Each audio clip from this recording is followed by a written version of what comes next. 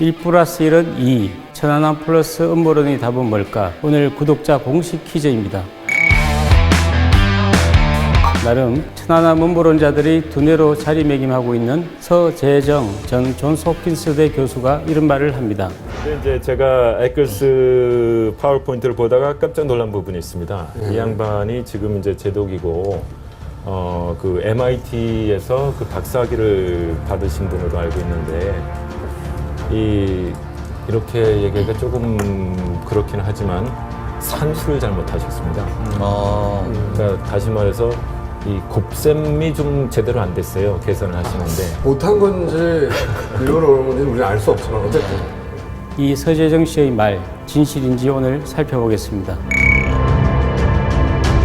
당시 합조단 공식 보고서의 정확한 수식을 알고서도 서재정 교수는 의도적으로 이를 무시하고 당시 합조단의 미국 측 조사단장이었던 토머스 에클스를 물고 늘어집니다. 무슨 내용이냐면 토머스 에클스 조사단장이 미국에 보고한 PPT를 본인이 봤더니 산수가 잘못됐다는 겁니다. 서 씨가 다시 계산해보니 계산상으로 250kg이 아니라 1톤이다. 1톤짜리 의뢰는 없으므로 폭발이 아니다. 라는 것으로 정리할 수 있습니다.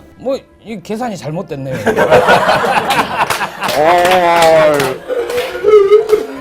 결론은 당연히 날조이고 거짓말이죠. 먼저 서 씨가 주장한 에클스의 PPT 보고서를 보겠습니다. 이것은 수중 폭발 시 버블이 수중에서 팽창과 수축 그리고 재팽창을 반복하는데 그 주기를 계산한 식입니다. 계산식 당연히 중요합니다.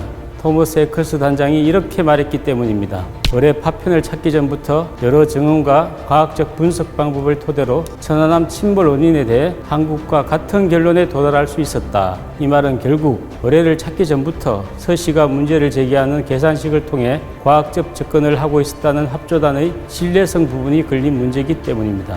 다시 돌아와서 이 계산식을 통해 천안함 조사 당시 전국의 11개소 지진관측소에서 관측된 지진파와 공중음파의 주기가 1.1초였다는 것을 확인할 수 있었고 이는 TNT 250kg에서 360kg 사이의 폭발이 수심 6m에서 9m 사이에 있었다는 것을 알아냈습니다. 그럼 서 씨 말대로 정말 잘못 계산했는가 직접 계산해 보겠습니다. 서 교수가 이야기하는 에클스의 PPT 보고서에 나온 수중 폭발 버블 주기를 구하는 공식입니다. 계산을 해보면 서재정의 주장대로 버블 주기가 1.1초가 아니라 0.7초가 나옵니다. 게다가 폭약의 무게가 970g은 돼야 1.1초라는 계산이 나오게 됩니다. 그런데 서재정이 잘못한 겁니다.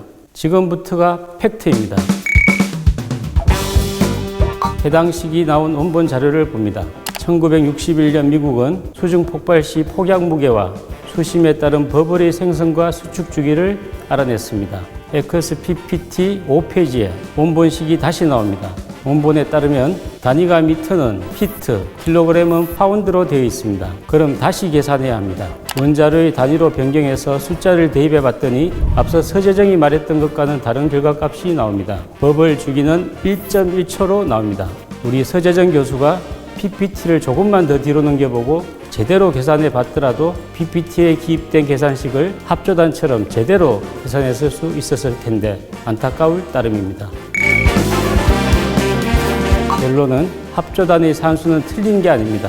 원본 계산식에서 피트와 파운드 단위를 바꾸는 과정에서 일부 상수를 빼고 변환한 실수에 불과한 겁니다. 사실 애초 국제민군합동조사단의 국문과 영문 보고서에는 제대로 변환된 수식이 버젓이 나옵니다. 합조단 보고서를 제대로 서 씨가 안 받거나 굳이 거짓말을 해가면서까지 마치 숨겨진 진실이 있는 것 마냥 관심받기 위해서 이런 일을 한 게 아닌가 생각해 봅니다. 그러고 보니 서재정 씨는 참자연대 평화군축센터라는 단체에서 활동하는 평화장사꾼입니다. 참자연대 평화군축센터는 주도적으로 천안함 피격 사건을 부정해왔고 트집을 잡아왔으며 천안함 유가족들이 찾아가 멈춰달라 무릎 꿇고 애원해도 아들의 죽음과 명예를 더럽히지 말라고 요청했음에도 지금까지도 멈추지 않고 있는 단체입니다. 참고로 서재정 씨, 요즘에는 일본으로 넘어가 국제기독대에서 교수를 하고 있습니다. 한겨레 신문에 칼럼도 꾸준히 쓰고 있는데 10월 24일자 적대관계를 리셋하라는 제목으로 글을 썼길래 읽어봤습니다. 역시나 내용 중 인상적인 구절이 있어 소개해드리면서 오늘 함장의 바다 입항하겠습니다. 적대적 관계를 리셋해야 한다. 종전선언의 중요성은 이 리셋 과정의 출발이 된다. 단호하게 말하지만 저는 눈 감는 날까지 리셋할 생각은 없습니다. 감사합니다.